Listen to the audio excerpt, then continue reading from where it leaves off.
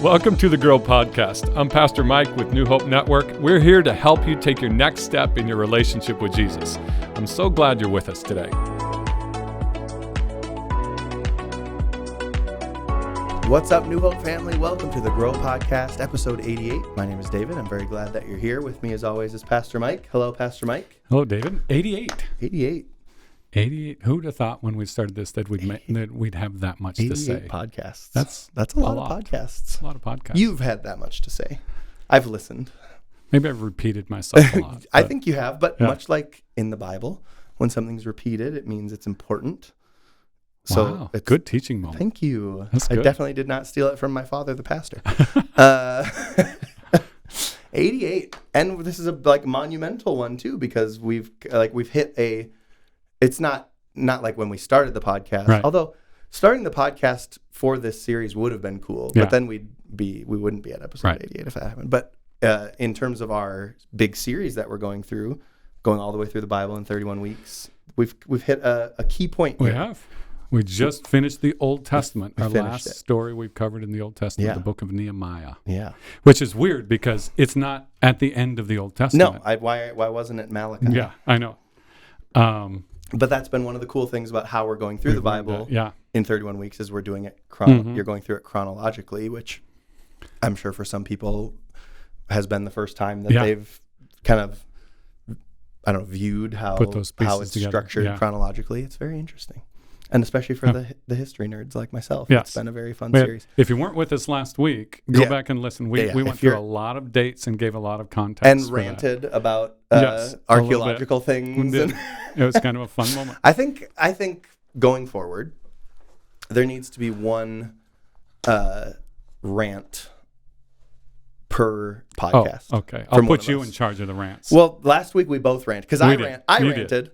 Apologized for my rant, and then you were like, now I'm going to rant, which I loved because it was on a similar topic. A little bit on archaeology. So we can do one per podcast. We're allowed? Sometimes it'll be me, sometimes it'll be you. Okay.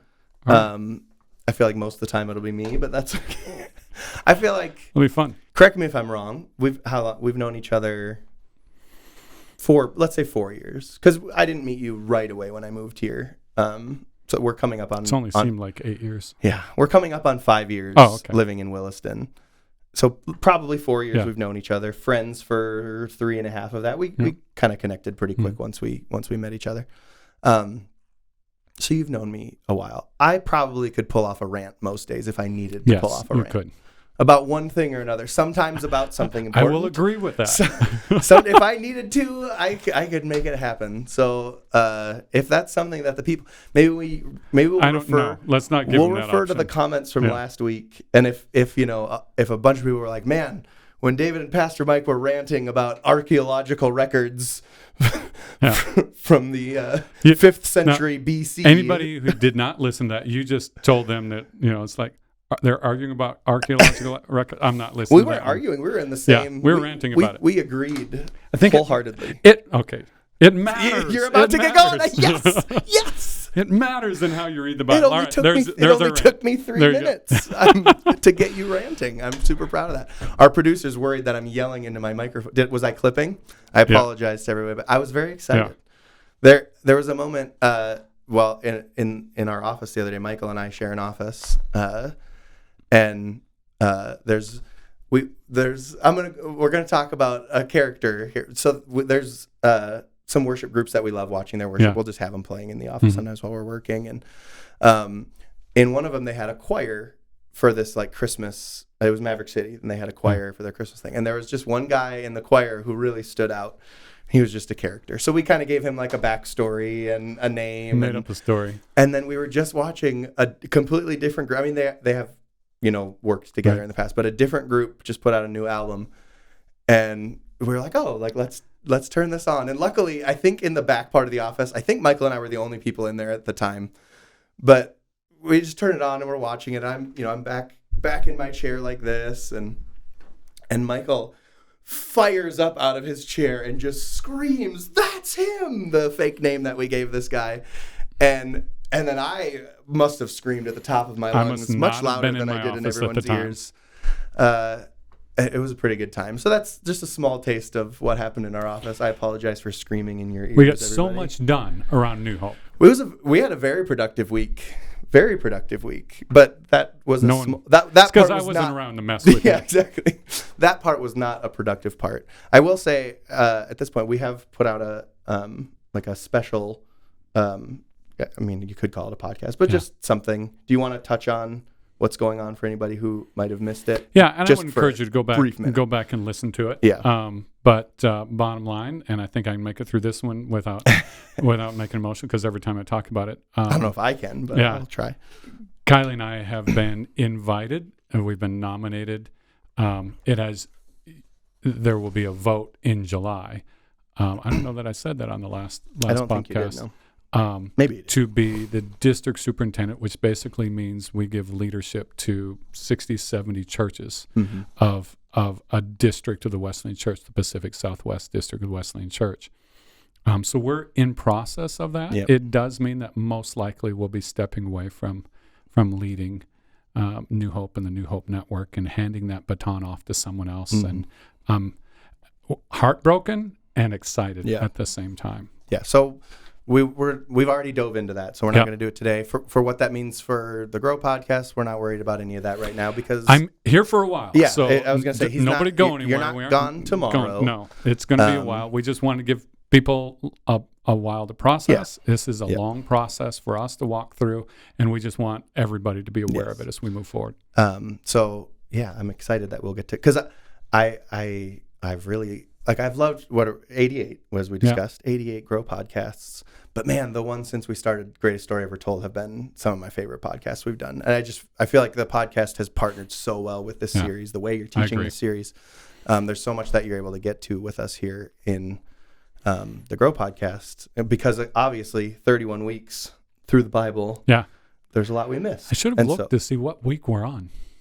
Producer, do you have any idea? Well, so we had... I could actually look right now, but I'm going to have to go off camera to Is this our find fourth series that we're in? And were the first three all 6 weeks? Yeah, because I have my list. So 18, 22. Right there, so this would be 22. It's about 22. Yeah. Because if it went 6, and then another 6, oh man. Wow. For the first 3 series, and then this last one was a 4-week series. Yeah. Okay. So if I'm right about that, it's either 21 or 22. Oh, okay. So it's 21. 21. Yeah. 6, 6, 5, and 4. 21. So 21 weeks. So we only have 10 left. Yeah.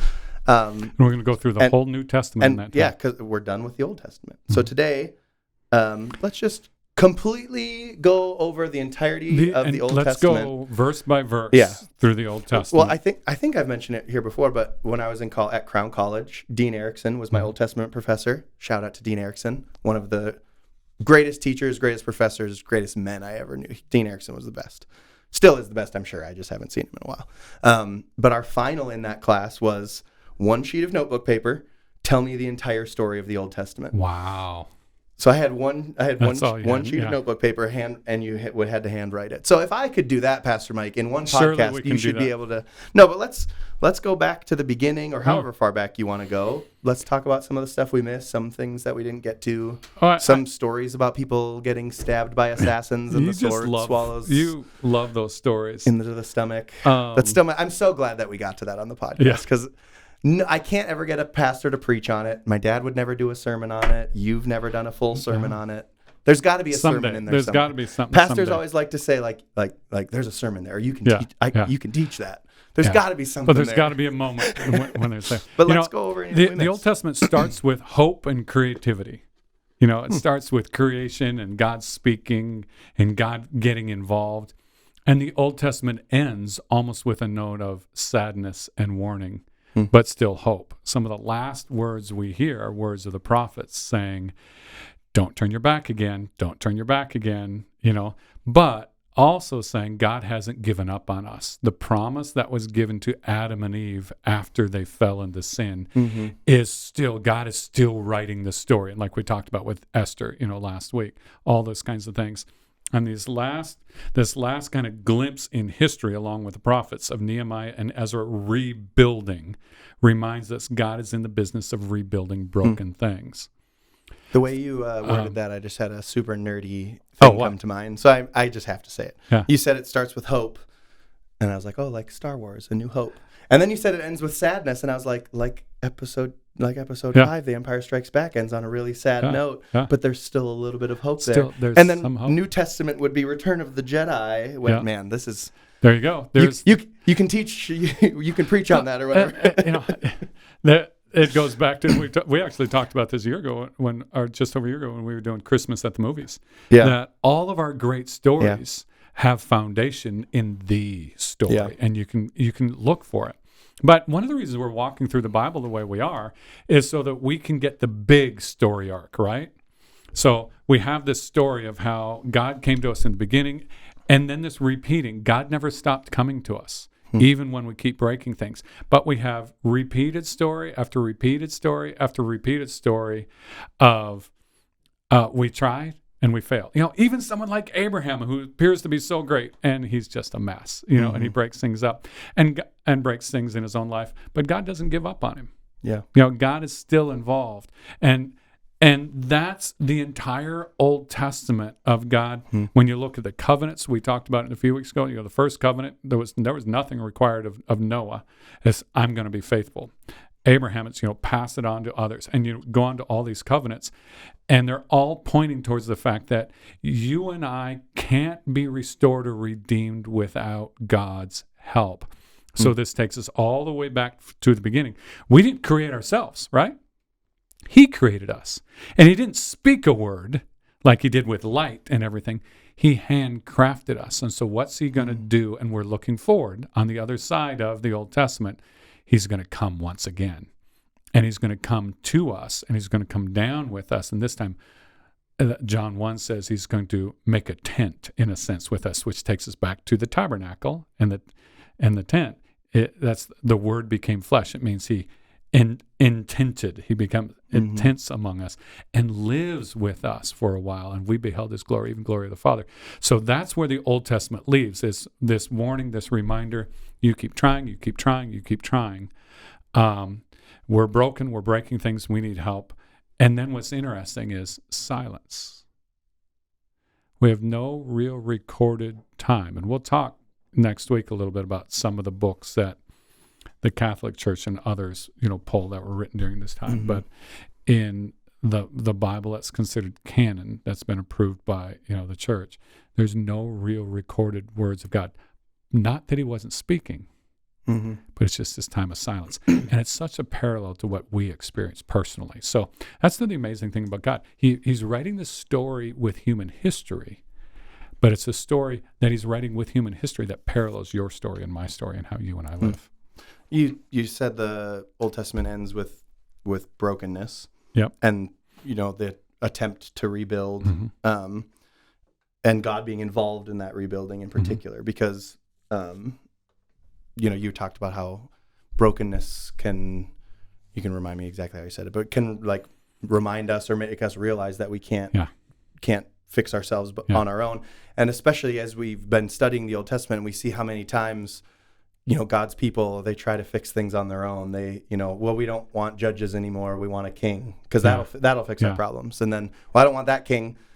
I want this king, and that'll fix my problem. So then the nation splits, and then they continue to fall away from God. Well, we have these problems, so I'm going to fix it with other gods, and I'm going to fix it with this, and I'm going to fix it with that. And so many examples of them trying to fix it on their own and it failing, and things get worse and worse and worse. And then, you know, they finally let God get involved, and we see the process start to We see to a work. generation, Yep. you know, come back. But, And again, I think we've talked about this before on the Grow podcast, but we sit and we judge them like, you idiots, you keep making these mistakes. I would never do that. Yeah. But so how does that how does that affect us? That can we dive a little deeper into that brokenness and needing God in that brokenness? I think this is one of the major lessons. Obviously, there's a lot of lessons we discovered from the history of the Old Testament. You have story after story, life after life, generation after generation. These stories, and they're recorded for future generations to remind us that we need to be aware of our own brokenness. You can't find healing. You can't find help. Let me put it this way. You don't know that you have a need until you're aware of the need, you know? I don't, that God gave us pain receptors and nerves for a reason. Without a nerve that, you know, gets hurt, I don't know that I'm hurt. And so he gave us these stories to remind us of our brokenness. And we're broken people. It's not an excuse. We tend to use an excuse, right? Yeah, We talked a little bit definitely. on the weekend. Yep. Well, that's just who I am. Well, I just can't help myself. It's an explanation. But here's what we need to realize, and this is, I think, where the Old Testament takes us, because we don't like this. Brokenness and recognizing our brokenness, it's vital to any kind of major work that we're going to invite God to do in our lives. What if I'm someone who maybe at times I've felt broke, but like right now, like I don't feel broken. Does that mean I'm not growing, or maybe I've never felt? I mean, there's been, I'm sure both of us can point to specific times in our life where we've really felt broken. But I can also remember times where like my heart didn't feel broken in any way. Yeah. I was like, I'm crushing it right now. Yeah, and part of that's okay, but there's a part of this of just realizing we are broken, we need help, Yeah. because we can become independent, and we were not Yeah. designed to be independent. We're made in the image of God, and we think of God as independent. God is not independent. The very first words of the Bible, it says, "Let us Yeah. make," let us create, or where we go all the way back. Let us make mankind in our image, where he's talking about Adam and Eve, and it's just God is referring to himself as community. Go all the way back. We talked about that. Yeah, we've spent some time on that. God is not independent; He is community, and that's who we are. And so, one of the things we need to realize is we need help. And so, if you don't have a sense of brokenness, and maybe it's not a sense of your own brokenness, maybe it's being broken for a broken world. There have been times my heart has gotten hard, and I'm not broken for a broken world. And we've talked about what's happening in my own life. Mm-hmm. God's had to walk this through with me, of breaking my heart for a part of the country and for a world, not just for a region, again, of lost people. If that's not natural for, No. I don't think almost anybody, but for sure for some, like empathy is not. No. I mean, I didn't grow up as a very empathetic person at all, and I think I've and developed. I'm not that way at all. I am now. Yeah. But it was, things that happened in my life that turned me that way. Whereas I don't think anyone I grew up with, been like, oh, that David was such an empathetic person back in junior high. We have kind of a cynical saying in our family, but it's based in truth. Everybody is self-absorbed at some level.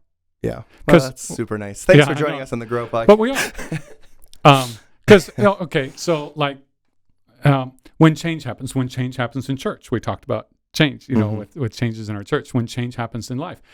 For most of us, what's our first thought? How is this going to affect me? Me? Yeah, for sure.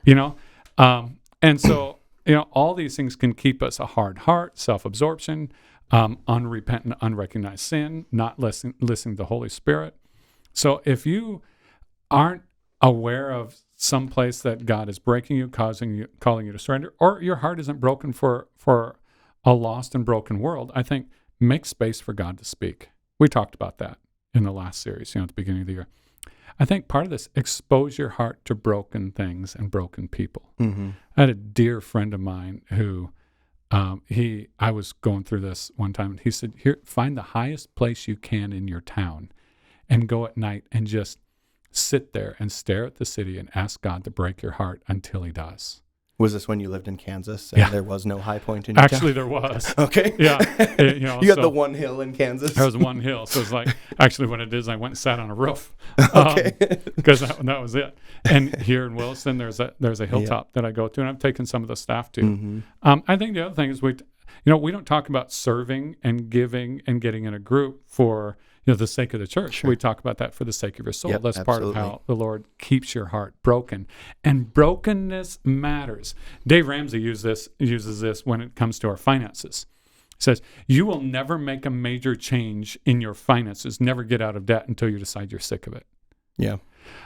We talked on the weekend about 12 steps, Alcoholics Anonymous, or, any 12-step group. By the way, that's all rooted in Scripture. Mm-hmm.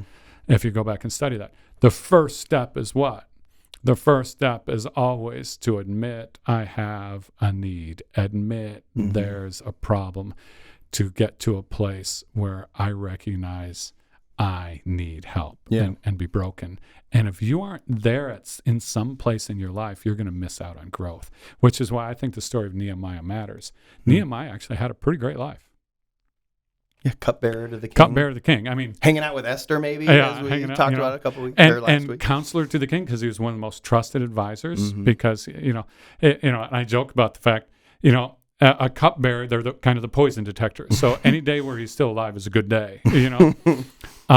But he was a close confidant. He was well taken care of Yeah. because the king needed to know. He trusted them. Yep. And yet he heard news of a place 900 miles away, and he's broken by it. Mm-hmm. Going, wow, some place that I moved away from, 900 miles away, and I've got a pretty good life. I'm not sure if something bad happened in that place. I might feel bad, but Right. I'm not sure I'd be devastated What's- by it without the Lord's help. Michael, will you, while I ask this next question, figure out what's 900 miles away from Williston? Huh. I like the context, like Yeah. thinking about like not only caring that much about something that happened there, but you then had to like walk there. Yeah. Or maybe maybe he had like a camel to ride or Yeah. something when he. But we would say 900 miles, going 60 miles. It would be about, an 18-hour journey or of driving somewhere in there. Do I have my math right? So, like, that's where my kids go to school in Oklahoma. It takes us about that long of a drive. Yeah. From there. Can you imagine walking there? No, thank you. Whatever. And go and ahead. it's like, so we hear about it on the news. Like, oh, I feel bad. But does it affect us personally? Not unless there's someone closely connected Yeah. with this. And for me, my personality, you just talked about, my personality is not naturally compassionate, not naturally merciful. Well, that's what I was going to ask. I've you had to next. work at this. Yeah, like you said that brokenness is important. Yeah. And then you said that when we're not focusing on ourselves, that's when, like that, a lot of the time, that's when Yeah. God works to fix that brokenness. But as we already established, for some of us, and you said yourself, you're not one of those people No. that naturally is just thinking about other people and Right. empathetic. So how do you work on that? How do you fix that? Because if that's my if Yeah. if the brokenness I have is the thing that often keeps us from letting God work on our brokenness, Yeah. how do I fix that brokenness? So I can work on Yeah. other areas of my life. I think one, to make sure we're not complacent in where we are. So, in looking back at like my personal journey with this, Yeah. I've lived in a place of brokenness and caring about lost people for our region. God had to move me to a new place of brokenness as I moved into a new role for another region and for the bigger church, our church. And so I think one of the things is never be complacent that like, I'm broken enough. I'm broken. Sure. I think my heart needs to be more broken for lost people because they live in a broken world. And as long as I'm still in this world, I've got some stuff that's probably messed up by sin that I need to be broken. So realize I'm never broken enough. And then, like we talked about just a minute ago, ask God for help. And then put yourself in situations that intentionally put you face to face with stories and lives of brokenness. Not original with me, but a phrase that I know a number of churches use. I know your dad's church used, and I love the phrase, is every story matters. Yeah. Every story matters.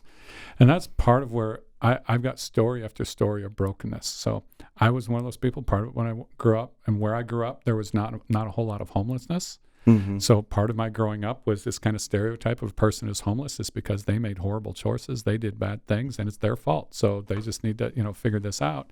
And certainly in some cases, that's true, in everything.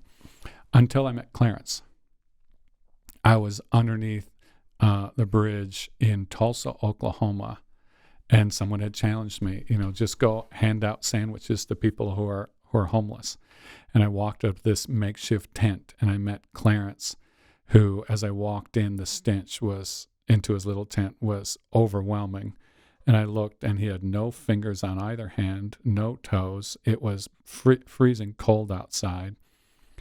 And he just started talking about his story and the disease that took his limbs, kind of a modern day leprosy, and his family didn't want him around. He couldn't get work, and this is the only place he could go. And certainly we all have choices, but there's these things, and he just felt like this is the only thing I could do. And I just sat there and wept. Mm-hmm. I could talk about Ruth, not her real name, and the story of abuse that when I first ran into her, how I wondered how cynical and how hard is she and how guarded is she, until I heard story after story of abuse and abuse and abuse. I'm like, no wonder you're guarded. No wonder you have a hard time trusting God. Mm-hmm. Because every man in your life, every father figure in your life has abused you, and God calls himself a father. Mm-hmm. You know, Carl, again, not his real name, had an alcoholic father. And so as he grew up, became this kind of perfectionistic, hoarding kind of person, because he grew up in poverty. So once you begin to understand people's stories, and to understand a story is not an excuse, it's an explanation. Yeah. And an explanation of their brokenness and their need for Jesus. Mm-hmm. And if I were in their shoes, would I make any different choices? Most cases, I think I might make worse choices, if I'm real honest, as I work into this. So part of it is, I think, realizing that no amount of brokenness is ever enough. I think that's how God grows this. Ask God to break you. It's a dangerous prayer, but it's a prayer that's worthwhile. Mm-hmm. And then put yourself in a place where you're exposed to stories of brokenness to keep your heart tender. Yeah. And I think, Pastor Mike's a pastor, so I don't want anybody listening to just be like, well, of course, the pastor found, stories that helped break him because he's a pastor. And it's all of us. Most of those were stories before I became pastor. Yeah. And the truth is, I know a lot of pastors who struggle with this because we spend so much time around stories of brokenness, your heart begins to be walled off to kind of self-protect. Yeah. It's like someone in the medical field or someone in the counseling field, you can wall that off. You have to intentionally keep yourself in a place of availability and surrender. Yeah. And just say, God, break my heart again. I think that's, some of what's happening and happened, in days past in different parts of our world right now. There's all these stories about revival and different things. And we can talk about all that, but at the heart of it is, I think God is softening hearts. Yeah. And if we live with a tender heart towards God, it's going to be a broken heart in the fact that our sin and the world's sin should mess us up and express our need for God. And that's the whole point, I think, of the Old Testament. And it all points to Jesus. Yeah. Well, thank you, Pastor Mike. Anything else that you want to touch on that we missed in the Old Testament? We covered everything. Yeah, whole bunch of stuff, but that I think I don't want that's to cut a you great off way before for we're us done, to but end. I think that's a great point to end. And again, make sure that you continue to be reading along with us, whether in your Bible or if you are going through the story with us, which again is just the Bible in chronological order. It's been really, really cool to go through it chronologically. So I hope that you're doing that with us. We say it every week on the podcast, but growth always starts with a next step. So we're glad that you were here. Let's make sure you continue to make next steps during the week. And I think maybe even more than reading this week, though, that prayer for brokenness maybe should, I don't know. It's your job to add the homework. Well, but I think we've had 4 challenges in this series. Yep. So we've talked about the different the prayer challenge, the tithing challenge, the worldview challenge. And this one is the rebuilding challenge. Mm-hmm. Let God point out something that needs to be rebuilt in your life. Yep. Thank you again, Pastor Mike. Thanks to all of you for joining us every week. If you haven't subscribed yet, make sure you subscribe to either our YouTube channel or to the podcast on Apple Podcasts and Spotify. If you subscribe on YouTube, not only do you get notification, well, you got to make sure you turn your notifications on. Yep. If you're not like a normal subscriber, to YouTube in particular, you won't automatically get notifications when you subscribe. You're going to need to go into the app settings, but then you'll get notified every time we put anything new up. So the weekend services on Sunday, new song. We put new songs up every week from our incredible worship team. You can go back and listen to me sing Good King Wenceslas from Christmas time, all sorts of... Or not. That's probably the right move, is or not. But we love you, New Hope family. We're so glad that you were here. We will see you next week.